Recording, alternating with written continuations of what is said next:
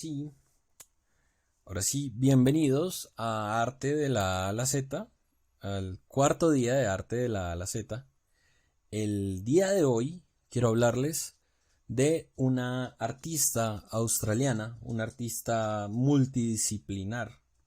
Es una artista súper reconocida alrededor del mundo, que su trabajo cubre fotografía, escultura, pintura, dibujo, performance, video, instalación.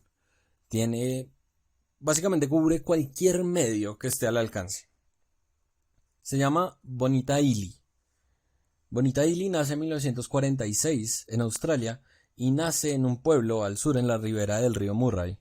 El río Murray es uno de los principales ríos de Australia. Recorre más de 2000 kilómetros, es el río más largo de Australia y además es un río que tiene una importancia histórica. Tiene una importancia para los aborígenes y también tiene una importancia para los europeos que llegan a colonizar y utilizan el río como transporte, por ejemplo, gracias a los barcos de vapor, y también lo utilizan para la agricultura, lo utilizan para transformar las zonas aledañas, para generar asentamientos. El río, precisamente por eso, sufre las actividades de uso de agua de manera indiscriminada y hace que su desembocadura sea prácticamente inexistente. El problema de esto es que termina generando, por ejemplo, que el estoral, que la zona donde se encuentra el río con el mar, donde se encuentra el agua dulce con el agua salada, como es prácticamente inexistente, se vuelva árida. Y como se vuelve árida, estos ecosistemas que ya de por sí son bastante particulares y únicos, que ya de por sí tienen un montón de especies endémicas, empiezan a desaparecer. Así que Eli empieza a hacer su trabajo en 1972 en Londres, pero su reconocimiento dentro de Australia empieza en 1975.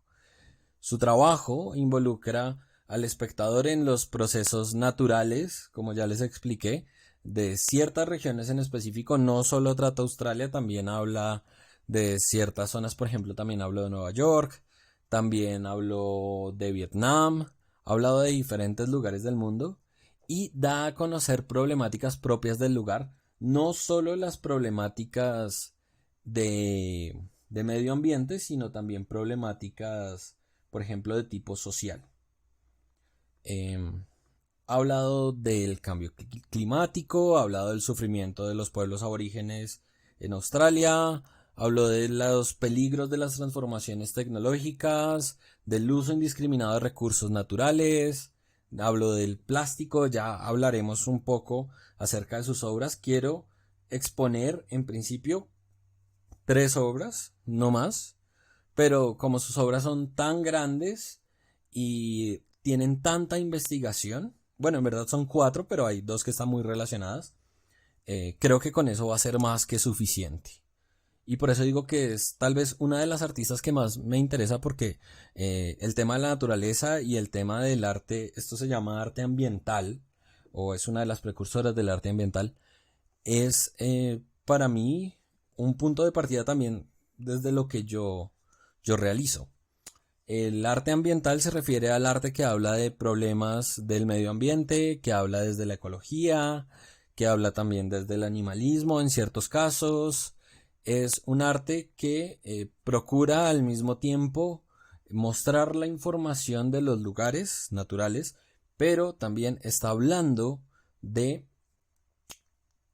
cómo estamos perdiendo esos lugares a partir de, por ejemplo, la extracción de recursos naturales. Aquí lo que ustedes pueden ver es su primera obra del año 1975. Trabaja con una serie de montañas cercanas al lugar donde ella crece, no donde ella nace. Y estas obras le empiezan a dar reconocimiento en Australia, pero tal vez no es en lo que me quiero enfocar. Quiero enfocarme tal vez un poco más en esta obra que ya es un poco más adelantada, desde el año 2014 y la pudimos ver en la documenta de Kassel y se llama Plásticos Progresus. Plasticus Progressus es una obra en la que se muestra la historia del uso del plástico. Se llega desde el pasado hasta el futuro, llega hasta el año 2054 para hablar de qué sucederá en el año 2054 con el plástico. Crea una especie de mundo de ficción, de mundo de ciencia ficción distópico, pero al mismo tiempo es un poco caricaturesco.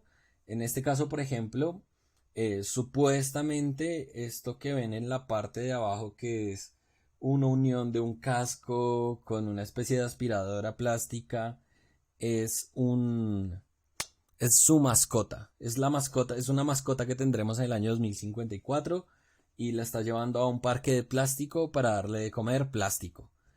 Este ejemplo claramente caricaturizado del futuro, donde se nota en su cara esas expresiones tradicionales que veíamos de el futuro en los inicios del siglo XX, cuando hacían ilustraciones de cómo será el año 2005, cómo será el año 2000. Y veíamos, por ejemplo, carros voladores y las personas con estas expresiones de felicidad, claro, mucho más utópicas. Aquí se sienten en plena distopía porque estamos viendo un fondo totalmente destruido, un río secándose, un montón de plástico en la zona, que es lo que le da de comer a su mascota. Pero Plásticos Progresos no se queda simplemente en las fotografías. También aquí podemos ver un recorrido que es bastante didáctico, y justamente vi muchas fotos con niños acercándose al lugar, mirando los objetos. Cada uno de estos pequeños personajes plásticos tiene una descripción, tiene un nombre, tiene una explicación de su historia y están viviendo en un campo de plástico. Hasta ahí todo suena bastante, lo que les decía, caricaturizado, un poco infantil. Miren acá otra vez estos pequeños personajes comiendo plástico y generando plástico porque es lo único que hay en el lugar. Pero tal vez la obra sobre la que se cimentaría su fama internacional es toda la obra, todo el trabajo que realiza sobre el río Murray. El río Murray, que ya les expliqué, el río más largo de Australia, el río que la acompañó en su infancia, que lo acompañó desde que nació y cuando creció, es este río que ven aquí. Lo primero que están viendo es una serie de fotografías del año 77, donde empieza a cercar espacios. Y estos espacios cercados, limitados, nos están mostrando las interacciones en el río, nos está mostrando cuáles son los procesos que se generan en el río. Hasta ahora lo estamos viendo como un río común y corriente, pero cuando nos acercamos un poco más, vamos más lejos, llegamos a la desembocadura del río, o a lo que sería la desembocadura porque prácticamente no existe, sucede esto. El río se encuentra con una zona árida porque ya no hay el agua suficiente para que la tierra se mantenga. Estos procesos, mostrados de manera tan científica, por así decirlo, tan geográfica, desde el punto de vista, desde el ojo de águila, desde arriba, mirándolos siempre procurando mantener una misma forma, un mismo estilo en las fotografías, es uno de los puntos que podrá definir su obra acerca del río Murray. Las fotografías muestran las tensiones que se crean por la rapidísima transformación del río. Esta transformación llega hasta el punto, y esta es la última obra de la que quisiera hablar, donde podemos ver el performance de El ponche del río Murray. El ponche del río Murray es una obra de 1980, en la cual ella se hace pasar por uno de estos programas de cocina, de estos presentadores de programas de cocina, y hace una receta con el río Murray. Aquí lo que estamos viendo es una reiteración de la obra realizada en el año 2014, pero esta obra originalmente es del año 1980. Usa los elementos que se encontrarían en el río, para hacer ese ponche que luego de una cuidadosa preparación que va explicando a todos los participantes, se la ofrece a los espectadores en una especie de cena macabra. Aquí estamos viendo la primera vez que se realizó esta obra, la primera vez que se realizó este performance, y podemos ver cómo ella se encuentra explicando cuáles son cada uno de los ingredientes, cómo se mezclan, cuál va a ser el resultado, cuál es el sabor que espera tener. Y aquí podemos ver en esta foto cómo está entregando ese ponche a los participantes que hacen una fila esperando probarlo. Pero bueno, ¿qué podemos encontrar en un río? ¿De qué se trataría este ponche? ¿Qué es lo que podríamos ver aquí? ¿Qué nos podríamos encontrar? Bueno, les voy a contar un poco los ingredientes que se encuentran en el ponche. Hay 8 litros del agua del río Murray. Hay 2 copas de sal del río Murray, que se está volviendo salado, sobre todo sus lagos, porque ya no encuentra el mar.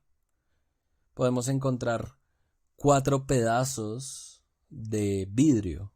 Podemos encontrar raíces de pasto. Podemos encontrar papel de lija usado. Podemos encontrar una lata de gaseosa. Podemos encontrar una copa de alga. Podemos encontrar residuos de caballos. Podemos encontrar cigarrillos. Podemos encontrar encendedores. Podemos encontrar arcilla, botellas con ácido. Podemos encontrar en general carbón. Podemos encontrar un empaque de McDonald's. Podemos encontrar botellas. Podemos encontrar básicamente lo que nosotros hemos dejado en el río. Y lo que decide hacer ella es preparar cuidadosamente el río, transformarlo y darnos ese río para que nosotros lo bebamos.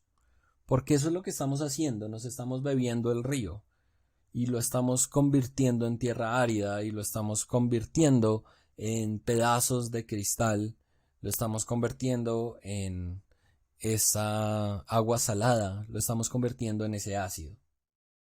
Si te gustó este video, dale like, suscríbete y deja en comentarios tus impresiones.